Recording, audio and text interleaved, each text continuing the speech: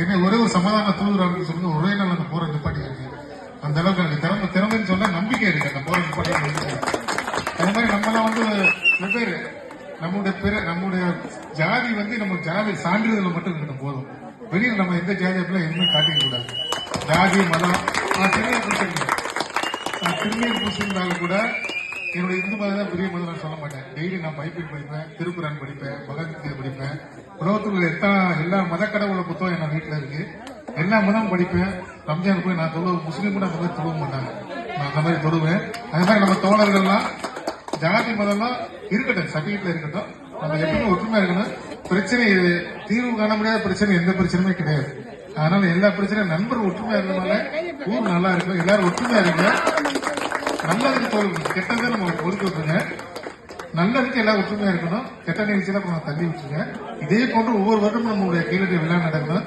அதுக்கெல்லாம் இளைஞர்கள் ஒற்றுமையா இருந்தா இன்னும் நல்லா சிறப்பு நடக்கும். நாங்கள் இந்த விழாவை 3 நாள் நடத்தலாமான்னு ஒரு ஐடியா பண்ணேன். 3 நாள் வரைக்கும் உங்களை வச்சு ஐடியா நடத்த முடியுமான்னு எனக்கு சந்தேகம் வந்துச்சு. ஏன்னா நாளைக்கு நிகழ்ச்சி நடத்துறவங்க ஆட்கள் இருந்தாங்க. இருந்தாலும் பரவாயில்ல. அடுத்த பொங்கல் வந்து 3 நாட்கள் கொண்டாடுறதுக்கு முயற்சிப்போம்.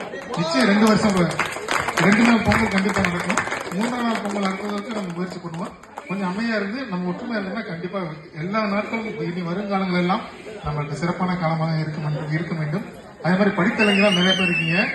நம்ம இப்ப வந்து நான் இந்த மேடையில் நிக்கிறேன்னா ஒரு பதவியில இருக்கிறதுனால எனக்கு இவ்வளவு அளவுக்கு மரியாதை கிடைக்கும் நான் நினைக்கிறேன். தப்பா நினைச்சுக்க வேணாம். அது மாதிரி நீங்க இளைஞர்கள்லாம் படிச்ச படிப்புக்கு ஏற்ற மாதிரி வேலையை தேடணும். அப்பா அம்மா படிக்க வச்சுட்டாங்க, ரைட், ஓகே. அதுக்கப்புறம் வேலை வாங்குறது நம்ம கையில தான் இருக்கு. எனக்கு எங்க அப்பா அம்மா சோறு கூட போட்டது கிடையாது. ஆனா நான் வெறியோட இருந்தேன், நம்ம கவர்மெண்ட் சர்வீஸ்க்கு வருவோம். விடிய படிச்சேன், எனக்கு வேலை கிடைச்சிருக்கு. சும்மா எந்த பதவியும் நம்ம வீட்டுக்கு தேடி வராது. உன்னை இழந்தால்தான் நம்ம அடைய முடியும். இளைஞர்கள் தான் சொல்றேன், டிஎன்பிசி பரீட்சை எழுதுங்க. நல்ல வழியில நம்மளோட பயணம் போகணும்.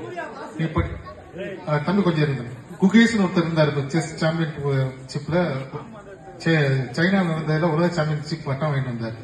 அது வரைக்கும் குகேஷன் ஜெயிக்கிற வரைக்கும் குகேஷன்றது யாருக்கும் நிறைய பேருக்கு தெரியாது.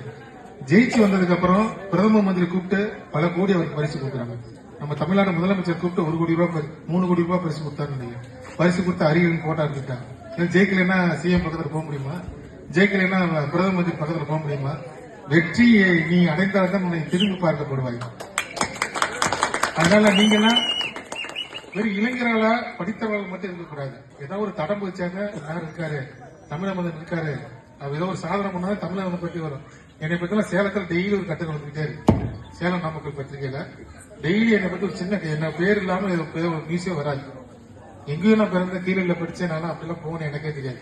ஆனா என்னன்னா எனக்கு ஒரு நம்பிக்கை இருந்துட்டே இருந்துச்சு, கண்டிப்பா நான் பெரிய ஆளா போகணும்.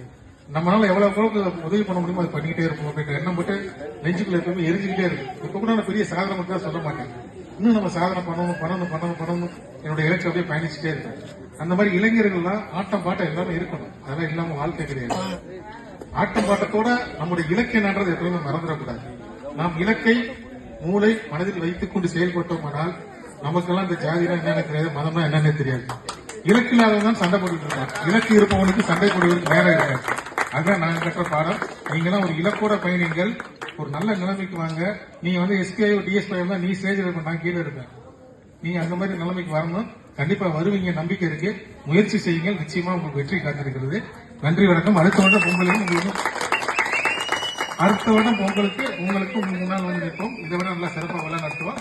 நன்றி, வணக்கம். யாராவது திட்டிருந்தா நான் ஏதாவது திட்டிருந்தா மன்னிச்சிருக்கீங்க. யாரையும் நான் திட்டல, தம்பி ஒருத்தர் தான் அது மாதிரி திட்டு வராமல அவருக்கு மன்னிப்பு கேட்டுக்கிறேன். எல்லாரும் ஒற்றுமையா இருங்க. நன்றி, வணக்கம். நன்றி.